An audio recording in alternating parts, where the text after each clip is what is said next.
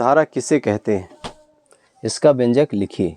देखिए, समय के साथ परिवर्ती विद्युत क्षेत्र के कारण उत्पन्न विद्युत धारा को विस्थापन धारा कहते हैं, या इसे ऐसा भी कह सकते हैं, जब निर्वात के किसी माध्यम में समय के साथ विद्युत में परिवर्तन होता है तो यह एक के तुल्य होती है।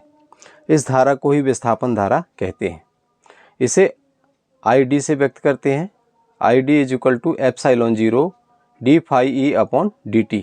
डी इसलिए लगा दिए क्योंकि डिस्प्लेसमेंट धारा बोलते हैं इंग्लिश में किसको, विस्थापन धारा को, तो इसका D से ID हो गया करंट के लिए।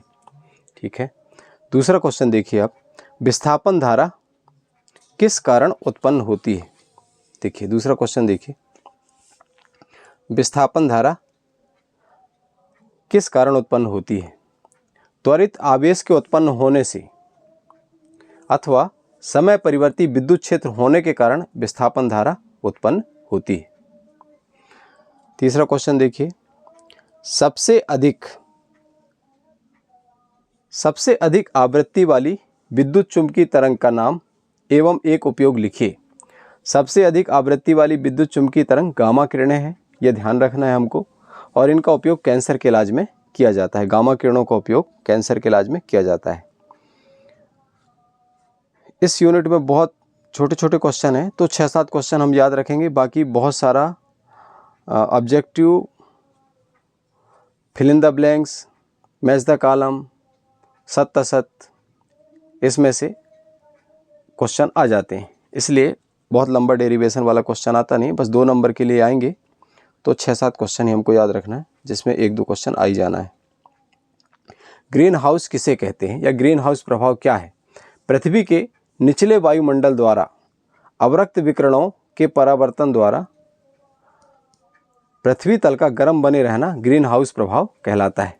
पृथ्वी के निचले वायुमंडल द्वारा, देखिए, अवरक्त विकिरणों के परावर्तन से कर लीजिए, परावर्तन से पृथ्वी तल का गर्म बने रहना ग्रीन हाउस प्रभाव कहलाता है। पृथ्वी के निचले वायुमंडल द्वारा अवरक्त विकिरणों के परावर्तन से पृथ्वी तल का गर्म बने रहना ग्रीन हाउस प्रभाव कहलाता है। ओके, और क्वेश्चन देखिएगा,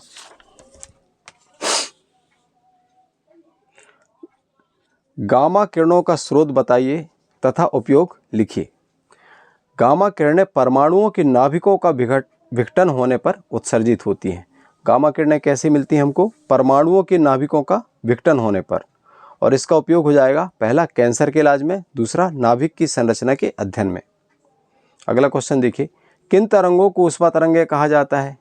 अवरक्त तरंगों को ऊष्मा तरंगें कहा जाता है। अवरक्त तरंगों को ही ऊष्मा तरंगें कहा जाता है। इन तरंगों से पृथ्वी पर माध्य ताप यानी ग्रीन हाउस प्रभाव के कारण बना रहता है।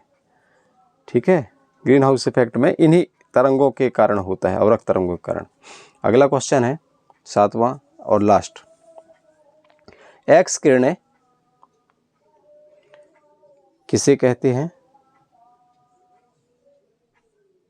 एक्स किरणें किसे कहते हैं, इनके 2 उपयोग लिखिए। वे किरणें जिनकी उत्पत्ति तीव्रगामी इलेक्ट्रॉनों के भारी पदार्थों पर टकराने के कारण होती है, एक्स किरणें कहलाती हैं।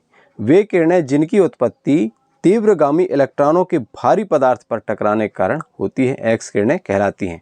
इसका पहला उपयोग हो जाएगा एक्स किरणों का शल्य चिकित्सा में। आपने देखा होगा हॉस्पिटल में, आपने सुना भी होगा, एक्सरे बोलते हैं, एक्सरे निकलवाया क्या आपने, अगर किसी का फ्रैक्चर हो गया बोले एक्सरे निकाला क्या, तो उसके लिए होता है, एक्सरे से देखते हैं कि हड्डियां टूटी हैं, चिपकी हैं या टेढ़ी हैं, कैसी हैं, वहाँ एक्सरे का उपयोग हो जाएगा। दूसरा यूज है परमाणु की भीतरी संरचना के अध्ययन में। एक्सरे का उपयोग कर रहे हैं हम परमाणु की भीतरी संरचना के अध्ययन में, है ना, और गामा किरणों का कहाँ उपयोग करते हैं, नाभिक की संरचना के अध्ययन में, ये ध्यान रखिएगा। ओके।